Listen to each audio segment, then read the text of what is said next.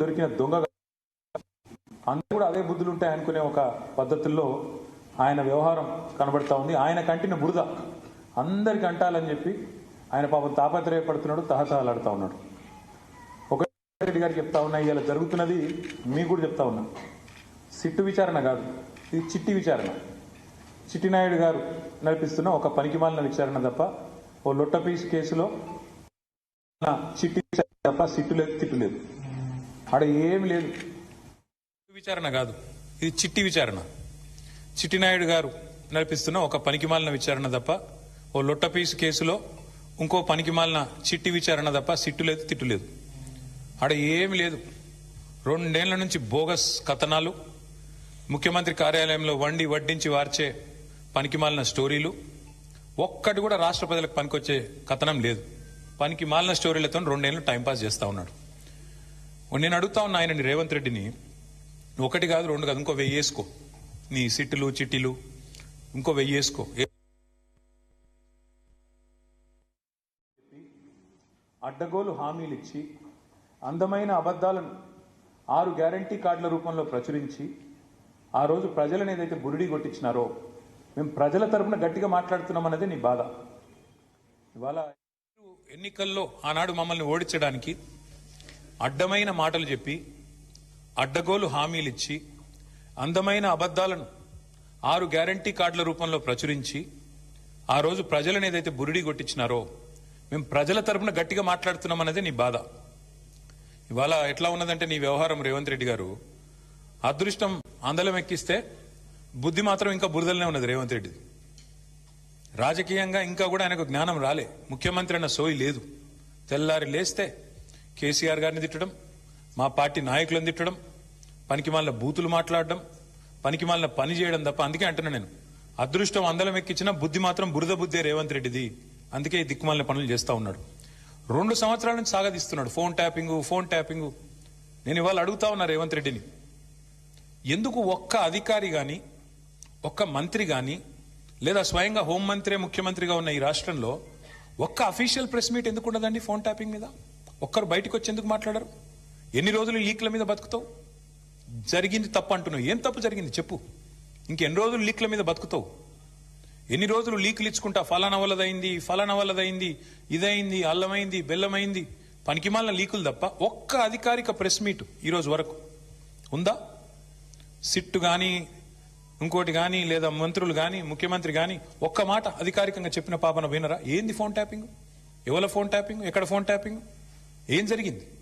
రాజకీయ వేధింపులకు ఇంకా విచిత్రం ఏంటంటే, హరీష్ రావు గారి మీద కుట్ర, ఎవరో ఒక ఆయన సిద్దిపేటలో ఆయన మీద రాజకీయ ప్రత్యర్థిగా ఉన్న ఆయనతోని కేసు పెట్టించారు. పెట్టిస్తే హరీష్ రావు గారు న్యాయస్థానాన్ని ఆశ్రయించినారు, హైకోర్టు పోయినారు.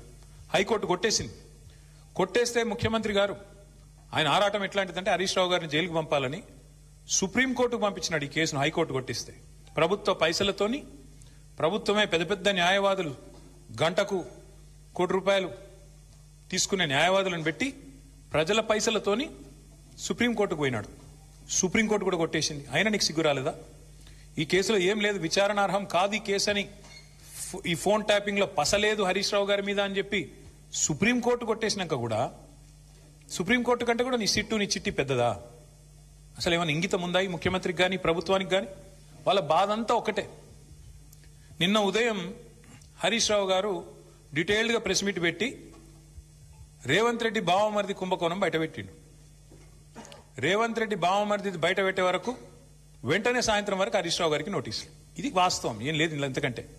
నిజంగానే హరీష్ రావు గారు నిన్న చెప్పింది తప్పైతే, నిన్న ఉదయం ప్రెస్ మీట్ లో హరీష్ రావు గారు చెప్పింది అయితే సింగరేణి సంస్థను, సంబంధిత అధికారులు, బాధ్యులైన మంత్రి గారో లేదా ముఖ్యమంత్రి గారో ఈ పార్టీకి తప్పు వారు చెప్పింది ఇది వాస్తవం అని చెప్పాలి కదా. చెప్పారా? 24 గంటలు అయిపోయింది. ఎందుకు మాట్లాడట్లేదు? ఎందుకు ఒక్క స్పందన లేదు? ఎందుకు ఒక్కరంటే ఒక్కరు? కాంగ్రెస్ కుంభకోణాలు బయటపెట్టిన ప్రతిసారి ఇదే డైవర్షన్ గేమ్లు, ఇదే రకమైన డ్రామాలు వీళ్ళకి అలవాటుగా మారిపోయింది. సింగరేణి టెండర్లలో ఇవాళ నేను ఆధారాలతో సహా మీ ముందు బయట పెట్టబోతా ఉన్నా. స్పష్టంగా రేవంత్ రెడ్డి గారి బావమరిది కోసం ఆయనని కింగ్ పిన్ గా చేసి, సృజన్ రెడ్డి అనే వ్యక్తిని కింగ్ పిన్ గా చేసి ఆయన చుట్టూ ఇవాళ మొత్తం ఆ టెండర్లన్నీ రిగ్గింగ్ చేసి మొత్తానికి 9 టెండర్లు ఇప్పటికే పూర్తి చేసినారు. మీకు ఈ విషయంలో ఒక చిన్న అవగాహన ఉండాలి కాబట్టి ఒక చిన్న విషయం చెప్తాను. మేము గతంలో దాదాపు 10 ఏళ్లు అధికారంలో ఉన్నాం. సింగరేణి సంస్థలో కేసీఆర్ గవర్నమెంట్ ఉన్నప్పుడు ఎన్నడూ రాజకీయ జోక్యం లేదు, ఎన్నడూ ఇట్లాంటి దిక్కుమాలిన కార్యక్రమాలు లేవు, ఈ పైసల ఆలోచన లేదు. అందుకే నీట్గా కంపెనీ నడిచింది. వేలాది మంది కార్మికులకు అద్భుతమైన బోనస్లు ఇచ్చినాం, 30%, 35% బోనస్లు ఇచ్చినాం. సంస్థ బాగు కోసం ఆలోచించినాము, సంస్థను లాభాల్లోకి తీసుకొని పోయే ప్రయత్నం చేసినాం. వేల మంది కార్మికుల వాళ్ళని సంరక్షించడం, వాళ్ళకి ఇచ్చిన వాగ్దానాలు నెరవేర్చడమే లక్ష్యంగా మేము పనిచేసినాం.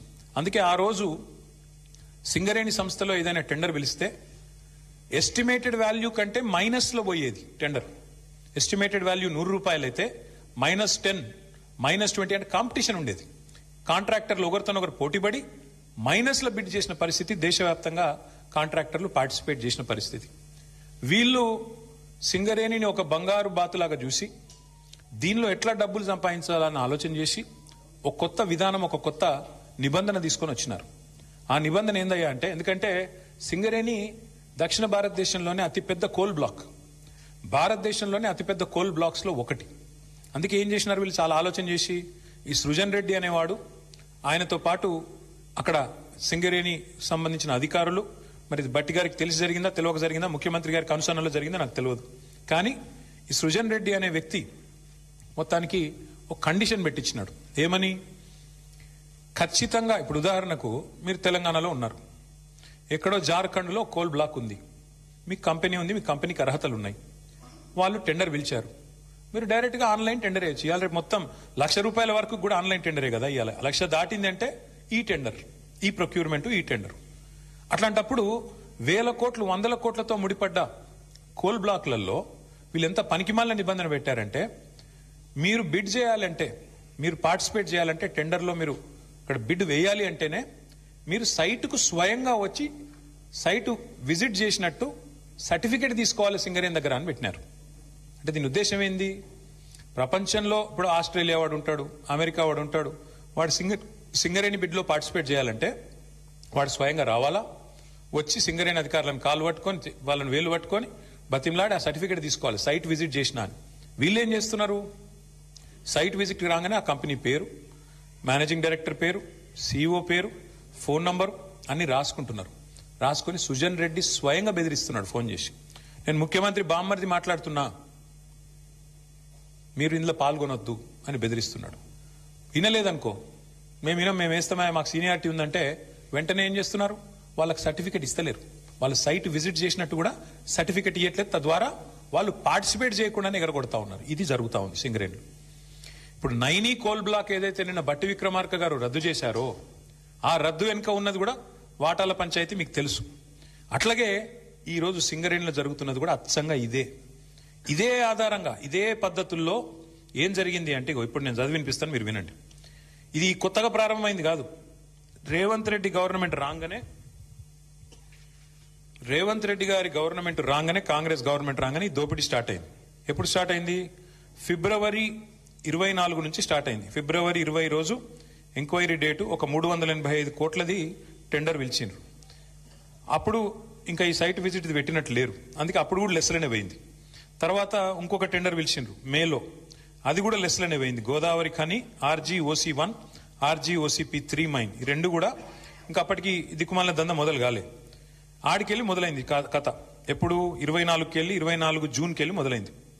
ఫస్ట్ టెండర్ ఎప్పుడు స్టార్ట్ అయిందంటే, విక్రమ్ రెడ్డి అన్నట్టు ఆయన కాంట్రాక్టరు, తర్వాత సృజన్ రెడ్డి, దీక్షిత్ రావు, జి వెంకటేశ్వర్ రెడ్డి, తర్వాత CH సుశాంత్, సుధీర్ హీరాలాల్ ధోలు, వీళ్ళందరూ కలిసి రింగ్ అయ్యి మొత్తానికి ఇప్పటికీ 7 టెండర్లు అన్ని కూడా ఎక్సెస్ బేసిస్ లో ఇదే సైట్ విజిట్ సర్టిఫికేషన్ అనే అడ్డమైన నిబంధన పట్టుకొని, అంటే కాంట్రాక్టర్ సైట్ కు రావాలి, వస్తేనే సింగరేణి సర్టిఫికేట్ ఇస్తుంది.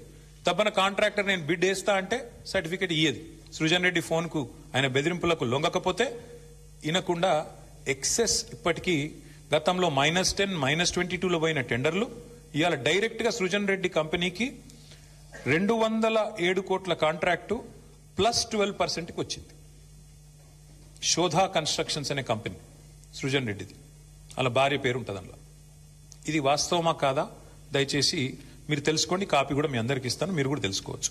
అట్లాగే వీళ్ళందరూ ఇప్పుడు జీవీఆర్, సిహెచ్ సుశాంత్, దీక్షిత్ అంతా ఒక రింగు ముఠా ఇది. ఈ ముఠాకి నాయకుడు సృజన్ రెడ్డి, రేవంత్ రెడ్డి బావమరిది, వీళ్ళందరూ కలిసి వేసిన రింగు టెండర్లు. ఇది నిన్న హరీష్ రావు గారు బయట పెట్టిండ్రు. ఏమన్నాడు హరీష్ రావు గారు నిన్న? 9 ఒక్కటే రద్దు చేస్తే సరిపోదు బట్టి గారు, మరి నీకు తెలియకుండా జరుగుతున్నాయి ఇవన్నీ, ఇవి కూడా రద్దు చేస్తావా లేదా అన్నాడు.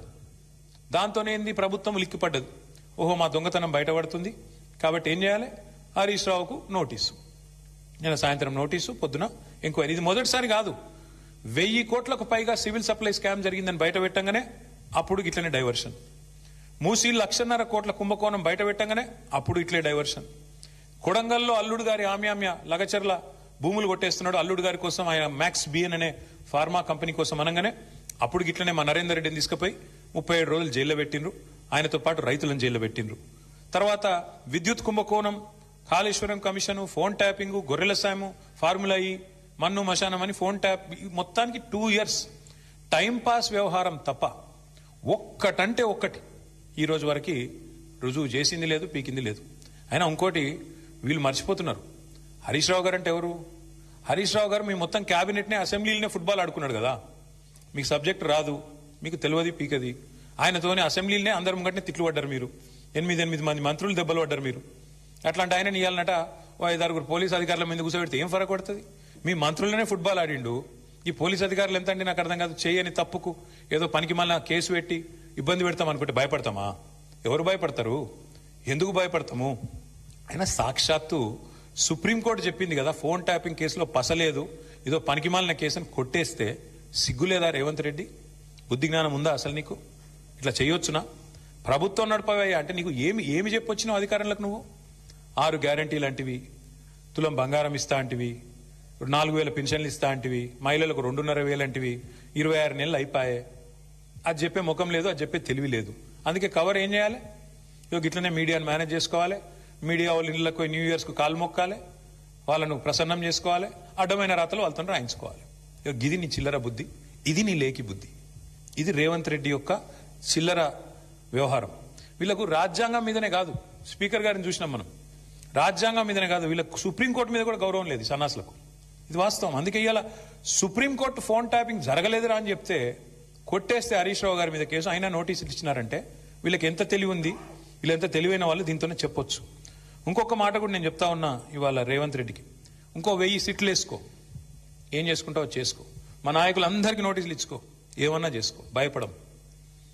బీఆర్ఎస్ తెలంగాణ ప్రజల గుండె చప్పుడు, తెలంగాణ ప్రజల గొంతు బీఆర్ఎస్, తెలంగాణ ప్రజల బలం, గలం, తెలంగాణ దళం, కేసీఆర్ బృందం బీఆర్ఎస్. మేము ఎవ్వరికి భయపడం, బరాబర్ కొట్లాడతాం. నీ కాంగ్రెస్ పార్టీని, నీ ప్రభుత్వాన్ని అంతు చూసేదాకా ప్రజల తరపున నిలదీస్తూనే ఉంటాం. నువ్వు ఎన్ని విచారణలనే చేసుకో, ఎన్ని రకాలుగా మా వాళ్ళని వేధిస్తున్నావు, ఈ వేదిక మీద కూర్చున్న వాళ్ళందరికీ తెలుసు. అందరికీ ఏదో రకంగా వేధింపులు, రకరకాలుగా చిల్లర పనులు చేస్తూనే ఉన్నారు. ఇంకా ఇప్పుడు ఈ అందానికి ఇప్పుడే చూసిన ఇక్కడికి వచ్చేటప్పుడు కేసీఆర్ గారికి నోటీస్ ఇస్తారట. ఏది? ఈ లొటపీస్ కేసులో ఇచ్చుకో, ఏం చేసుకుంటావో చేసుకో, ఏం భయపడం. ఏం చేసుకుంటావో, ఎన్ని అడ్డమైన స్టోరీలు నడిపించుకుంటావో, ఎన్ని కథనాలు వడ్డించి వారుస్తావో వార్చు, ఏం భయపడం. అన్ని ఎదుర్కొంటాం. దేశంలో ఇంకా న్యాయం, ధర్మం ఉంది, న్యాయస్థానాలు ఉన్నాయి, వాటి మీద మాకు గౌరవం ఉంది. తప్పకుండా నీలాంటి దుర్మార్గులతో ఎట్లా కొట్లాడాలో అట్లా కొట్లాడతాం. కానీ ఇక్కడ ఈ మొత్తం కేసులో ప్రధాన దోషి ఇవాళ ముఖ్యమంత్రి బావమరిది. మొత్తం ఈ కోళ్లు కుంభకోణంలో, సింగరేణి కుంభకోణంలో ప్రధాన ముద్దాయి సింగరేణిలో ఇవాళ మొత్తం king pin, ring master Srujan Reddy అని ముఖ్యమంత్రి బావమరిది. ఇదివరకు అమృత్ స్కామ్ లో కూడా ఈ ముద్దాయే భాగస్వామి, ఇప్పుడు కూడా ఈ సింగరేణిలో కూడా ఆయనే ఉన్నాడు. నేను సూటిగా కిషన్ రెడ్డి గారిని, భారతీయ జనతా పార్టీని అడుగుతా ఉన్నా, మీకు నిజంగానే ఈ పాపంలో, ఈ దొంగతనంలో మీకు వాటా లేకపోతే, ఈ దొంగతనంలో మీరు భాగస్వాములు కాకపోతే మీరెందుకు స్పందిస్తలేరు? సింగరేణి అంటేనే ప్రభుత్వ రంగ సంస్థ, 51% రాష్ట్ర ప్రభుత్వానిది, 49% కేంద్ర ప్రభుత్వానికి వాటా. మరి మీకు ఇలా వాటా లేదా? మీరు ఏ రకంగా ఇట్లా ఓపెన్ గా మొత్తం భారతదేశంలో ఎక్కడన్నా ఎక్సెస్ టెండర్లు అవుతున్నాయండి? కోల్ బ్లాక్స్ లో ఎక్కడన్నా, కోల్ ఇండియా ఆధ్వర్యంలో జరుగుతున్న ఎక్కడన్నా టెండర్లలో 7%, 12% ఎక్సెస్ పోతున్నాయా? మరి ఎక్కడ లేని సింగరేణిలే పోతున్నాయంటే ఎక్కడ లేని సర్టిఫికేట్, విజిట్ సైటేషన్ సర్టిఫికేట్ అనేది సింగరేణిలో పెట్టిరంటే, ఇవన్నీ చూస్తూ కూడా coal minister, central cabinet minister Kishan Reddy గారు నిర్లిప్తంగా ఉన్నారు, మౌనంగా ఉన్నారంటే ఏమనుకోవాలి మేము? ఈయనకు కూడా ఇందులో వాటాలు ముడుతున్నాయనా, ఇద్దరు కలిసి పంచుకుంటున్నారనా, ఏమనుకోవాలి? అందుకే మేము డిమాండ్ చేస్తా ఉన్నాం, సిట్టింగ్ సుప్రీంకోర్టు జడ్జితో కానీ సిట్టింగ్ హైకోర్టు జడ్జితో కానీ వెంటనే ఒక కమిషన్ వేయండి, విచారణకు ఆదేశించండి అని చెప్పి coal minister, cabinet minister Kishan Reddy గారిని మేము డిమాండ్ చేస్తా ఉన్నాం. మీరు కేంద్ర ప్రభుత్వంలో ఉన్నారు కాబట్టి మీరు రాయొచ్చు డైరెక్ట్గా లెటర్, మీరు రాయండి, సుప్రీంకోర్టుకు రాయండి, సీజేకి రాసి ఇట్లా కుంభకోణం జరిగింది సింగరేణిలో, అక్కడ సెంట్రల్ గవర్నమెంట్ వాటా 49% ఉన్నది, ఇలా సింగరేణిని ఇష్టం వచ్చినట్టుగా దుర్మార్గంగా కొంతమంది చెరబట్టినారు, వెంటనే ఇందులో లోతుపాతులు చూడాలని చెప్పి ఈ సైటేషన్ సర్టిఫికేట్ ఎందుకు పెట్టినారు, ఇదివరకు మైనస్లో పోయిన టెండర్లు ప్లస్లకు ఎందుకు వచ్చినాయి, అలా సడన్ గా ఇదివరకు అడ్రస్ లేని సృజన్ రెడ్డికి కాంట్రాక్ట్లు ఎట్లు వస్తున్నాయి, ఇవన్నీ బయటపడాలంటే, దొంగలు దొరకాలంటే సిట్టింగ్ జడ్జితో, సుప్రీంకోర్టు సిట్టింగ్ జడ్జితో న్యాయ విచారణ జరగాలి అని మేము డిమాండ్ చేస్తా ఉన్నాం మా పార్టీ తరఫున.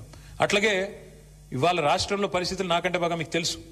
ఏ ఒక్క వర్గం కూడా పేపర్ తీస్తే ఏ ఒక్క వర్గం కూడా సంతోషంగా లేదు. ఎక్కడ వల్ల అక్కడ రైతులు రైతు బంధు కోసం ఎదురు చూస్తూ ఉన్నారు. సంక్రాంతి పోయింది, నాట్లేసే టైం అయిపోయింది, ఇవాళ ఎన్నికలు లేవు కదా పంచాయతీలలో, అందుకే రైతు బంధు లేదు. ఇవాళ మళ్ళీ చీరలు వచ్చే కార్యక్రమం స్టార్ట్ చేసిరట పట్టణాలలో. అంటే ఓట్లు తప్ప, రాజకీయ యావ తప్ప నీకు వేరే ఏది కూడా పట్టి లేదు. నేను ఇంకోటి అడుగుతున్నా, మేము 1000 సీట్లు ఎదుర్కొంటాం, 1000 ఎన్ని వేస్తావో వెయ్యి. కానీ నేను రేవంత్ రెడ్డి నేను అడుగుతున్నా, మరి మీ సంగతి ఏంది? మీ దండుపాలెం ముఠా, మీ అలీబాబా అరడజన్ దొంగల సంగతి ఏంది? మీ రెవెన్యూ మినిస్టర్ పొంగులేటి శ్రీనివాసరెడ్డి, ఆయన కొడుకు, రెవెన్యూ మినిస్టర్ కొడుకు 100 మంది గుండగాలను వేసుకొని ప్రైవేటు వ్యక్తుల భూముల్లో జొరబడుతున్నాడు. దాని మీద ఏ సిట్టు? దాని మీద ఉండదా విచారణ? అంటే ఇష్టం వచ్చినట్టు రెవెన్యూ మంత్రి కొడుకు పోయి భూములు కొల్లగొడుతుంటే, ప్రైవేట్ వ్యక్తుల భూముల్లోకి పోయి బౌన్సర్లతో పోయి దాడులు చేస్తుంటే సిట్టులు పిట్టులు ఎడదచ్చినాయి, ఎందుకేయవు? అట్లాగే అడుగుతున్నా నేను, మీ సన్నిహిత అనుచరుడు రోహిన్ రెడ్డి పారిశ్రామికవేత్త తలకు తుపాకీ పెట్టిండు అని నేను చెప్పుడు కాదు, మీరు చెప్పుడు కాదు, మీడియా చెప్పుడు కాదు, మంత్రి గారి కుమార్తె చెప్పింది, మీ క్యాబినెట్లో ఉన్న మంత్రి గారి కుమార్తె చెప్పింది. మరి దాని మీద ఏవా సిట్టు? మంత్రి గారి ఓఎస్డీ తప్పు చేసిండా? తుపాకీ ఎవడు తలకు పెట్టిండు? మంత్రి గారు ఓఎస్డీ పెట్టిండా, లేకపోతే సీఎం బ్రదర్ లాంటి రోహిన్ రెడ్డి పెట్టిండా? దాని మీద ఉండదా సిట్టు? అట్లాగే నిన్నగాక మొన్న ఏఐసిసి సెక్రటరీ 8 కోట్ల రూపాయలు ఇవ్వాలి, ఇవ్వకపోతే నీ కాంట్రాక్ట్ ఆపేస్తా అని చెప్పి కాంట్రాక్టర్ను బెదిరిస్తే ఆయన పోయి పోలీస్ స్టేషన్లో కంప్లైంట్ ఇచ్చిండు. బ్రహ్మరాంబిక ఏదో ఉంది ఏజెన్సీ, అలంపూర్ బ్రహ్మరా. మరి దాని మీద ఉండదా సిట్టు? దాని మీద వస్తలేదా నీ చేయిలు? అట్లాగే నీ బామ్మర్ది మీద వేస్తావా సిట్టు? అంటే ఇక సిట్టులు పిట్టులు ఈ డ్రామాలు ఓన్లీ బీఆర్ఎస్ను టార్గెట్ చేసుకుంటేనే వేయాలి. బీజేపీని ముట్టవు, మీ కాంగ్రెస్ వాళ్ళను. అసలు ఇన్ని కుంభకోణాలు డైరెక్ట్గా బహిరంగంగా బద్దలైతుంటే దాని మీద సిట్లు ఉండవా? అంతెందుకు నేను ఇంకోటి అడుగుతున్నా, మరి ఒక మీడియా సంస్థ ఏదో కథనం వేస్తే దాని మీద సిట్టేసి 3 జర్నలిస్ట్ని అరెస్ట్ చేసినావు కదా, మరి ఇంకో మీడియా సంస్థ చెప్తున్నది సేమ్ మాట చెప్పింది. ఇంకో మీడియా సంస్థ అయితే ఇంకా దారుణంగా మాట్లాడింది. బట్టి విక్రమార్కనే ఇలా పాత్ర పోషించిండు, ఆయననే మొత్తం టెండర్లు రిగ్ చేసిండు నైనిలా అని ఓపెన్ గా ఒక మీడియా సంస్థ రాసింది.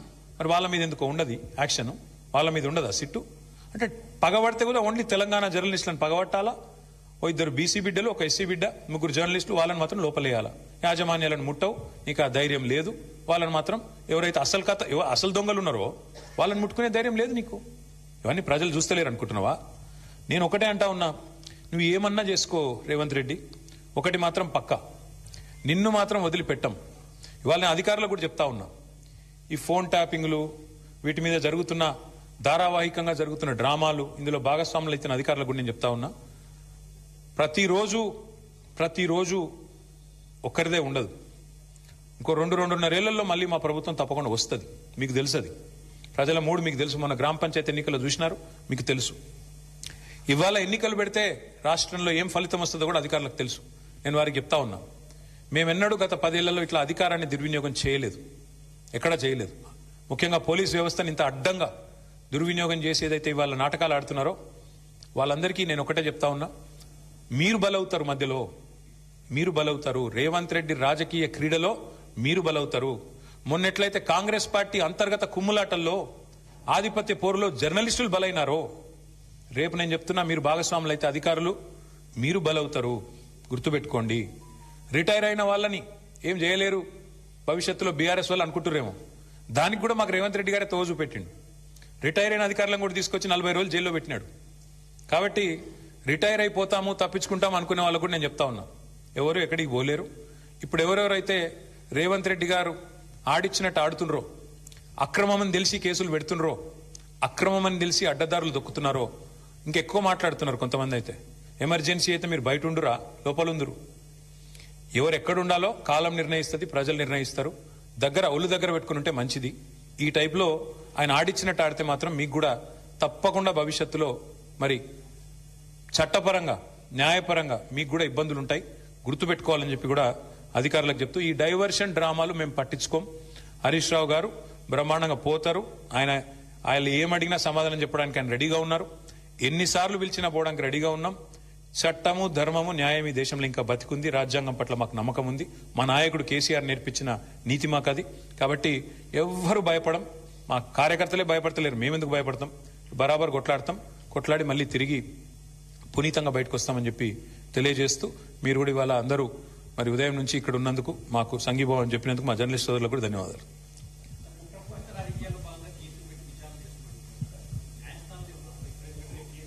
ఇప్పుడు న్యాయస్థానాల్లో ఆల్రెడీ కాళేశ్వరం విషయంలో ఆశ్రయించాము. కాళేశ్వరంలో ఆల్రెడీ విచారణ జరుగుతోంది. ఫోన్ ట్యాపింగ్ లో కూడా already the matter is sub judice. వాస్తవానికి సుప్రీంకోర్టులో వ్యవహారం నడుస్తూనే ఉంది. ఆల్రెడీ హరీష్ రావు గారికి సుప్రీంకోర్టు కొట్టేసింది, క్లీన్ చిట్ ఇచ్చింది. అయినా ఎందుకు పిలిచారో మీరు వాళ్ళని అడగాల. విచిత్రం ఏంటంటే బ్రదర్, మేమేమో ఈ 2 ఏళ్లలో 200 ప్రెస్ మీట్లు పెట్టింటాం ముఖ్య నాయకులందరం కలిసి. ఒక్క ప్రెస్ మీట్ ఫోన్ ట్యాపింగ్ మీద ఒక్కడు కాంగ్రెస్ వాడు పెట్టినాడా? ఒక్కడు ఎవడన్నా బాధ్యత గల్లోడు? ఎవరన్నా ఒక్కరు చెప్పాలి కదా అసలు ఏంటి కేసు, ఎవరి మీద ఆరోపణ, ఏంటి ప్రూఫ్? ఒక్కరు పోనీ పోలీసు వాళ్ళన్నా చెప్పన్నా? ఏది లేదు, అంతా లీక్ల మీదకెళ్ళి నడిపిస్తున్నారు. మీరు కూడా అవే రాస్తున్నారు. ఆ లీక్ ఇచ్చుడు, మీరు అదేదో పెద్ద అదే గాస్పెల్, అదేదో భగవద్గీత అన్నట్టు మీరు రాసుడు, దాన్ని మళ్ళీ పెద్ద తెల్లరి తాటికాయంత అక్షరాలతో రాసుడు. దాని వెనకాల అడ్వర్టైజ్మెంట్లు, మీడియా మేనేజ్మెంట్లు, సంక్రాంతి శుభాకాంక్షలు, న్యూ ఇయర్ గ్రీటింగ్స్ మాకు కనబడుతూనే ఉన్నాయి. ఎజెండా డ్రివెన్ పాలిటిక్స్ నడుస్తోంది. విచారణ పూర్తి కాలేదు కాబట్టి చెప్తున్నా బ్రదర్. అందుకే న్యాయం, ధర్మం ఉందని చెప్తున్నా. బరాబర్ కొట్లాడతాము, బరాబర్ న్యాయస్థానాన్ని ఆశ్రయించి 100% విచారణ పూర్తి కాలేదంటే ఆయన హరీష్ రావు గారికి ఆల్రెడీ క్లీన్ చిట్ ఇచ్చింది కదా సుప్రీంకోర్టు. ఆయన మీద ఫోన్ ట్యాపింగ్ విషయంలో ఆధారాలు లేవని కొట్టేసింది కదా. మర్చిపోయినరా మీరు? వీళ్ళు కోట్లాది రూపాయలు ఖర్చు పెట్టి లాయర్లను పెట్టుకున్నా కొట్టవతల వారేసింది కదా. హరీష్ రావు గారి మీద ఎందుకున్నది?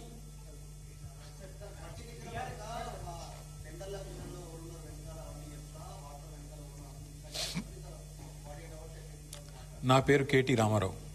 Your asking the wrong person. ఏమైతుంది అన్నది లేదు. దొంగలు కలిసి ఉల్లు పంచుకుంటున్నారు. ఒక ఆయన మిస్టర్ 20%, ఒక ఆయన బ్యాగ్ మ్యాన్. 2 బ్యాగులు పంపిండేమో. ఏముంటుంది అందులో పెద్ద దాచిపెట్టేది ఏముంది? పెద్ద తెలివని ముచ్చట ఏముంది? బ్యాగులు పంచుకొని పదవులు కాపాడుకునే బ్యాచ్ అది, దండుపాలెం బ్యాచ్. ఒక ఆయన 20%, ఒక ఆయన 30%. ఏమున్నది? ఈ దేశంలో అందరికి తెలుసు బ్రదర్, కాంగ్రెస్ అంటేనే స్కామ్ గ్రేస్.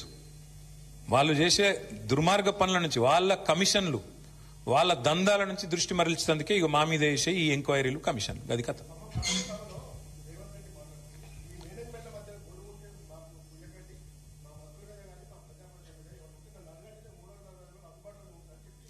అదే అందుబాటులో ఉండే ఇళ్లకే పోతుండు కదా, ఇళ్లకే పోయి దండాలు పెడుతుండు కదా, కాలు మొక్కు వస్తుండు కదా, నా మీద మంచిగా రాయిండ్రి, నా దొంగతనం బయట పెట్టకుండ్రి, మీకు కూడా కొంత ఇస్తాను. ఏమంటుండో మరి నాకే మెరక, మీరు అడగాలి మీ మేనేజ్మెంట్లో, నాకు తెలియదు.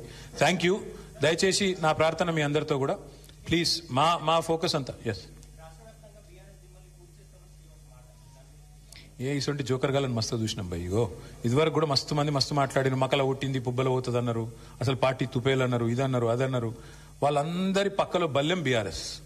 ముట్టుకోమని ఎక్కడైనా ఒకటి ముట్టుకొని చూడమని చూద్దాం మేము కూడా. ఎందుకంటే వాళ్ళు మర్చిపోతున్నారు, 10 ఏళ్ళు మేము కూడా అట్లాంటి పాలిటిక్సే చేస్తే కాంగ్రెస్ నామరూపాలు లేకుండా పోయేది. ఇవాళ పాపం ఆయన అక్కసు, ఆయన బాధ అంతా ఏంటంటే, ఆయన పాపం కాంట్రాక్ట్ పద్ధతిలో, అవుట్ సోర్సింగ్ పద్ధతిలో సీఎం అయింది పేమెంట్ కోటాలో. ఆయన బాధ అంతా ఏంది? సొంత ఐడెంటిటీ లేదు, ఇంకా ఎవరు గుర్తుపడతలేరు, ఇంకా కూడా గుర్తుపడతలేరు పాపం. గుర్తుపట్టకపోతే యాక్టర్లను జైలు వేస్తాడు, యాక్టర్లు పోయి బతిమలాడుకోకపోతే జీవోలు ఇయ్యాడు. ఆయన ఐడెంటిటీ క్రైసిస్ లో ఉన్నాడు. ఆఖరికి ఏదో హార్వర్డ్ పోయి చదువుకుంటాడట. మరి చదువుకొని వచ్చి ఏం చెప్తాడో తెలియదు నాకు. కానీ ఇప్పుడు హార్వర్డ్ పోయి చదువుకున్నాకైనా మరి లాగుల తొండలు, లేకపోతే అదేంది మెడల పేగులు, ఇవన్నీ బంద్ అయితే అని ఆశిస్తున్నాం. గుడ్లు వీకుడు ఇవన్నీ బంద్ అయితే మంచిది. ఆడపోయినాక కూడా మరి ఇప్పుడు ఇంగ్లీష్ వచ్చిన వాళ్ళని తిడతాడు. నాకు ఒకటి తెలియక అడుగుతా, ఇంగ్లీష్ వస్తే ఆయనకి ఏం బాధనో నాకు తెలియదు, కానీ చిన్నపిల్లలు కూడా రేపు అందరు బడులలో గవర్నమెంట్ బడులలో కూడా మా అక్క నేతృత్వంలో మొత్తం ఇంగ్లీష్ పాఠశాలలు పెట్టినాం. అందరు ఇంగ్లీష్ నేర్చుకుంటాను. మరి ఈయన హార్వర్డ్ పోతాడు. ఈయన మరి అక్కడ వాళ్ళు ఏం చెప్తారు, ఈయన ఏం వింటాడు, ఈయనకి ఏం అర్థమవుతుంది, అర్థమైనాక మళ్ళీ బయటికి ఏం సర్టిఫికేట్ ఇస్తారు, ఏం మాట్లాడతాడు, మళ్ళీ వచ్చి మా భయం మాకుంది. అక్కడ మళ్ళీ ఇంగ్లీష్ అనగానే నన్ను వాళ్ళని తిడతాడేమో, అరే మీరు బాత్రూమ్ కడుక్కుంటారని తిడతాడేమో. ఇంకా అమెరికాలో ఎవరి బాత్రూమ్ వాడు కడుక్కుంటాడు. మరి ఆడ ప్రొఫెసర్ అయినా కూడా వాని బాత్రూమ్ వాడు కడుక్కోవాలి. కాబట్టి మరి ఈయన పోయి ఏం నేర్చుకుంటాడు, ఏమైతుంది చూడాలి. మరిగా 30 తారీఖు నాడు నేనైతే అనుకుంటున్నా రేవంత్ రెడ్డి గారు కొత్త మనిషి వస్తాడేమో. ఆ కొత్త మనిషి ఏమైనా కొత్త మాటలు ఏమైనా చెప్తాడా, మళ్ళీ గదే చెత్త మాటలు చెప్తాడా చూద్దాం. Thank you. జై తెలంగాణ.